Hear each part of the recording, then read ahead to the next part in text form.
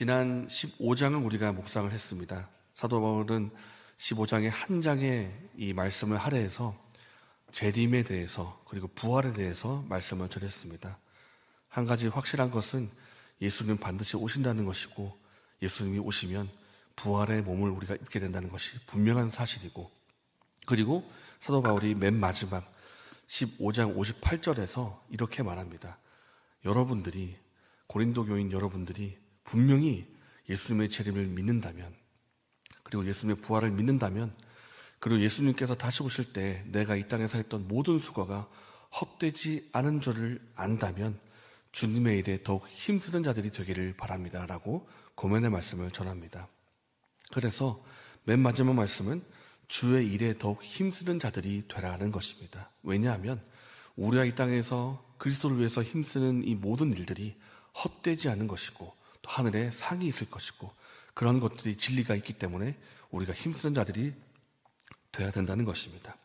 그렇다면 우리가 실제적으로 주님의 일에 어떻게 동참할 수가 있을까라고 할 때 사도 바울은 마치 그 질문에 응답이라도 하듯이 여러분이 주의 일에 동참하고자 한다면 연보에 관해서 알기를 바라고 동참하기 바랍니다. 이렇게 연보에 관한 말씀을 전하고 있습니다. 이 연보라는 것은 오늘날로 말하면 구제헌금입니다. 구제헌금. 우리가 구제헌금을 할 때, 연보를 할 때 그 의미는 무엇이고 또 어떻게 준비하고 더 전달하는 과정이 어떤 것인지를 고린도 교회의 상황에 따라서 우리가 살펴볼 텐데, 그 의미가 오늘날 우리에게도 의미가 있습니다. 그렇기 때문에 오늘 말씀을 살펴보면서 교훈을 받고자 합니다. 먼저 헌금의 대상입니다. 연보를 누구를 대상으로 시행을 하는가? 다시 말하면 구제 헌금을 누구를 대상으로 시행하는가? 3절 말씀에 답이 나오는데요.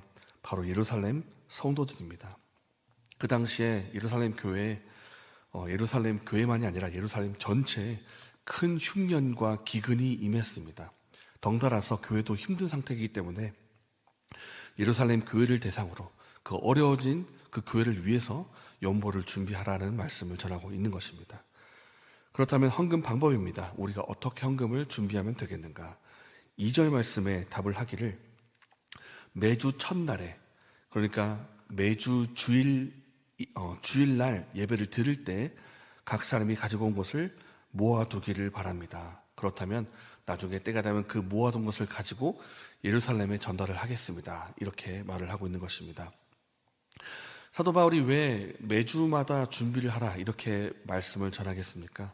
그 이유는 갑자기 준비하는 것은 어렵기 때문입니다. 예를 들어서 우리가 후원하는 선교사님이 계신데, 선교사님이 그런 일이 안 일어나겠지만 질병에 걸리셨습니다. 질병에 걸려서 회복이 필요한데 그 회복을 위한 비용이 거의 막 1,000만 원까지 갑니다. 그러면 교회가 갑자기 그 1,000만 원을 갑자기 하기가 어렵지가 않습니까? 그렇기 때문에 평소에 후원금과 선교헌금을 평소에 준비 조금씩 하다가 필요한 때에 그것을 모아두어서 전달을 하는 방식으로, 그래서 매주일마다 조금씩 헌금을 하기를 바랍니다. 그렇게 말하고 있는 것입니다. 사도 바울은 우리가 고린도전서를 읽어보면 알겠지만은 3번째로 교회를 방문할 계획을 갖고 있습니다. 그 방문할 때에 아마 헌금을 가지고 갈 계획도 있는 것 같습니다. 근데 사도 바울이 갑자기 언제 올지 모르겠지만 올 때에 준비가 안 된 헌금을 허겁지겁 하다 보면 이 헌금이 억지가 될 수도 있고, 분위기에 휩쓸려 가지고 원치 않는데도 헌금을 해야 될 수도 있고, 이런 상황이 할 수가 있기 때문에 자원하는 마음으로 할 수 있는 만큼 헌금을 하기 위해서 평소에 주일마다 헌금을 하십시오. 그렇게 말을 하고 있다는 것입니다. 그렇다면 모아둔 그 구제 헌금을, 연보를 어떻게 전달하면 될 것인가? 예루살렘에 누가 가지고 갈 것인가? 3절 말씀을 보니까 너희가 인정한 사람에게 편지를 써붙여서 이렇게 말하고 있습니다. 너희가 인정한 사람을 통해서 헌금을 전달하면 된다. 너희 가운데 재정적으로 신뢰할 만한 사람, 믿을 만한 사람에게 그 돈을 맡겨서 전달을 하면 된다는 이 사도 바울의 대답입니다. 그래서 우리가 1절부터 4절 말씀까지를 보면 연보는 어떻게 준비할 것인가? 매 주일 예배 드릴 때마다 준비하면 된다. 그리고 어떻게 전달할 것인가? 믿을 만한 사람을 통해서 대상은 예루살렘 교회, 그 당시에 재정적인 도움이 필요했던 예루살렘 교회에 주면 된다. 이렇게 방법들을 알려주고 있는데요. 그런데 우리가 한 가지 질문이 더 있습니다. 어떻게 보면 우리에게 정말 실제적인 질문이라고 할 수가 있는데요. 그 연보를, 그 구제헌금을 왜 우리가 해야 되냐는 것입니다. 실제적으로 말하면 왜 제가 해야 됩니까? 라는 질문이 나올 수가 있습니다. 솔직히 헌금 연보가 다 돈이지 않습니까? 우리 중에 돈이 필요하지 않은 사람이 있을까요? 돈이 소중하지 않은 사람이 있겠습니까?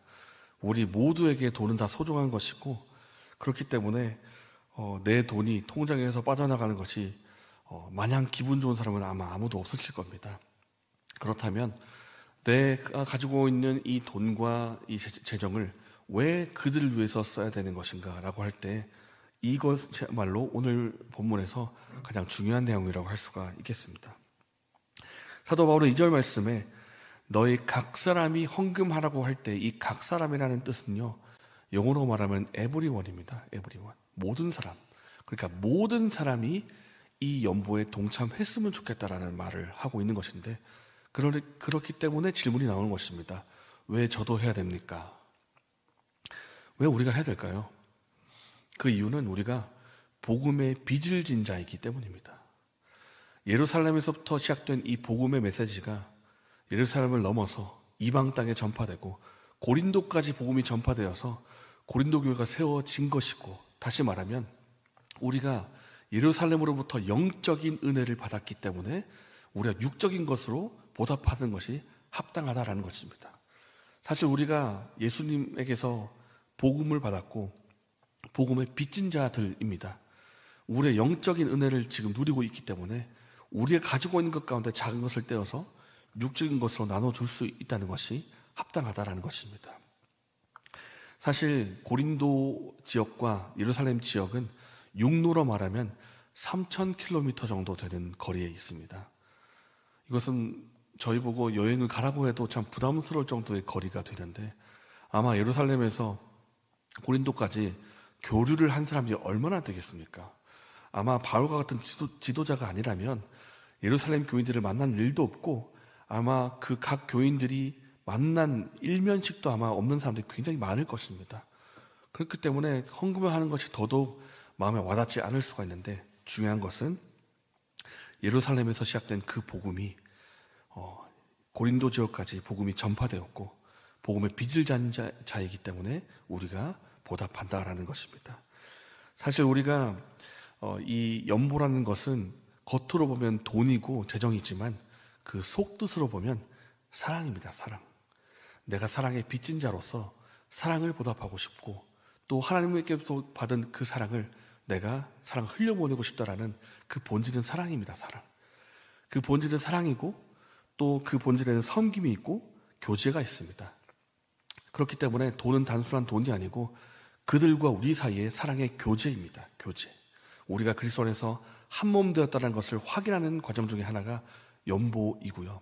그리고 또 사도 바울은 말하기를 이것을 심지어 은혜라고까지 말합니다. 은혜. 이것은 하나님의 은혜를 전달하는 것이다. 우리가 낸 헌금이 은혜가 될 수가 있을까요? 은혜가 될 수가 있습니다. 어떤 사람에게 은혜가 되는가? 내게 주어진 재정이 하나님으로부터 받은 은혜라는 것을 깨달은 사람이 그 은혜에 보답하기 위해서 재정을 흘려보낼 때 그것은 은혜가 될 것입니다. 재정을 낸 사람에게도 은혜가 될 것이고 받은 사람에게도 은혜가 될 것입니다. 그렇기 때문에 우리가 연보라는 것을 할 때 단순히 필요하니까 내 돈 낸다, 내가 돈이 너무 많아서 그냥 조금 준다, 이런 수준의 연보가 아니라 내가 받은 은혜가 너무 감사해서 내가 부자는 아니지만 내가 받은 것 중에 작은 것을 떼어서 돕고 싶습니다라는 감사의 마음으로, 그리고 은혜에 보답하는 마음으로 그 헌금을 한다면 그것은 주는 사람과 받는 사람 모두에게 은혜가 될 것입니다. 그래서 우리가 인색함으로나 억지로 하지 말아야 된다는 헌금의 가르침을 이미 받았는데요. 그 말씀에 관련된 말씀을 히브리서 13장 16절의 말씀을 제가 한번 읽어드리겠습니다. 오직 선을 행함과 서로 나누어주기를 잊지 말라. 하나님이 이 같은 제사를 기뻐하시느니라.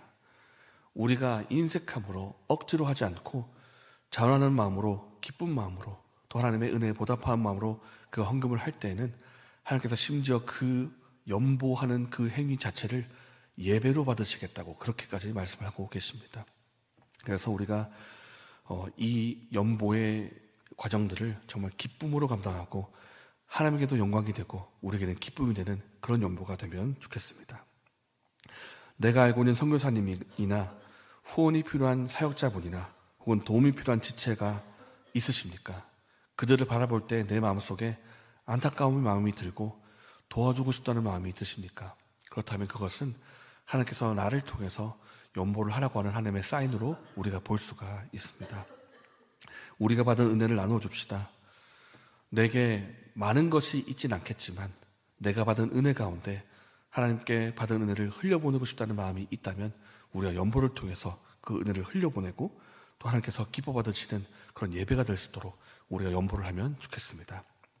이러한 은혜가 저희 여러분에게 있기를 예수님의 이름으로 축복합니다. 이 시간 함께 말씀을 생각하면서 기도하겠습니다. 내게 주신 하나님의 은혜 가운데 작은 것들을 흘려보내게 하여 주시옵소서. 재정이 필요하고 도움이 필요한 지체가 있다면 그 은혜를 흘려보내서 그것이 사랑의 섬김이 되고 사랑의 교제가 되고 하나님을 향한 예배가 되는 은혜가 있게 해달라고 기도하면 좋겠습니다. 이렇게 기도하시고 개인적인 제목을 기도하신 후에 자유롭게 돌아가셨습니다.